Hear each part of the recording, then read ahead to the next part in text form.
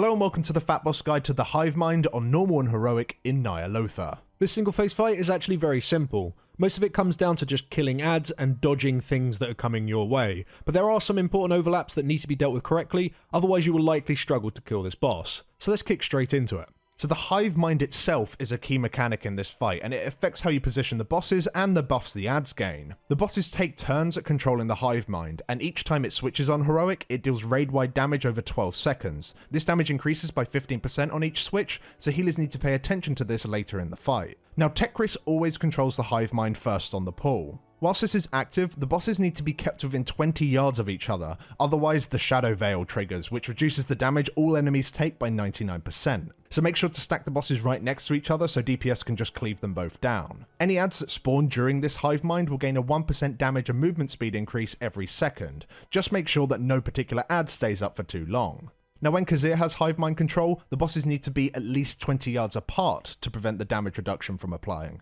We recommend that you actually keep the bosses around 30 plus yards apart instead, just to make sure they don't accidentally move too close to each other if the tanks need to move from mechanics. Any adds that spawn during this Hive Mind gain 3% of their health back every second whilst they're below 20% health. So you need to make sure that you properly finish off all adds, otherwise they're just going to skitter around at low health and never really die. Speaking of adds, you will have two different types spawn throughout the fight on a timer. Little drones will fixate on random people and just melee hit them for a bit of damage. When these spawn, all players should stack near the bosses as to funnel them together so that they can be CC'd and cleaved down. When they die on Heroic, they spawn goo on the ground that does actually do a fair bit of damage, so you may need to move the bosses out of that goo so melee can attack safely. The other adds, which are the darters, spawn in sets of 3 and hover in random locations in the room. They cast Resonance, which deals a little bit of raid damage and forces the add to move to another random location. CC should be used to interrupt these casts to keep the adds still, and ideally you should grip them next to the boss so that they can just be annihilated. And that's the case for all of the adds. They should all be focused down as a #1 priority, as otherwise they'll get too strong from Tekris' damage increase, or you'll just fall behind because of Khazir's healing.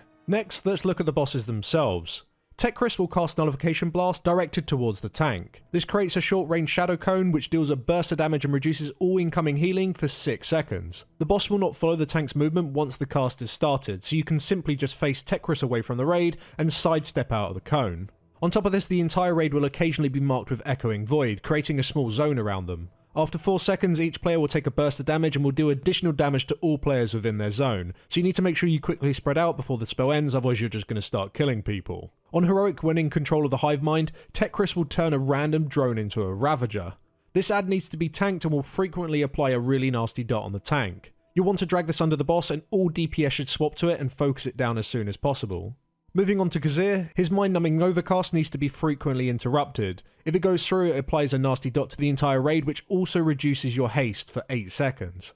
Assigning the majority of your melee DPS to this boss will help make sure this ability never goes through. Khazir will also spawn acidic Akir eggs around the room. These eggs will hatch after a couple of seconds and adds will roll out across the room, dealing damage and applying a damage taken increase debuff to anyone they touch. The adds usually just travel across the middle of the room, but they can go in some weird directions if you're stood too close to them, so we recommend that you just stay away from the eggs, ideally towards the edges of the room, and then that way you only need to worry about the adds coming from the opposite side of the room. Now when Khazir is in control of the Hive Mind on any difficulty, he'll empower a random drone, increasing its maximum health and making it crowd control immune. This ad will then cast Volatile Eruption over 20 seconds. If this goes through, it will do ridiculous raid damage, so all DPS need to focus on this ad as soon as it spawns, and ideally you'll want the raid to stack underneath it, that way all the other drones will just get cleaved down. And remember, Khazir is in control, this ad is going to heal when it hits low health, so make sure you continue to nuke it until it's actually dead. But that's all the mechanics of the encounter. The last thing you do need to keep in mind though is that the bosses need to die within 10 seconds of each other,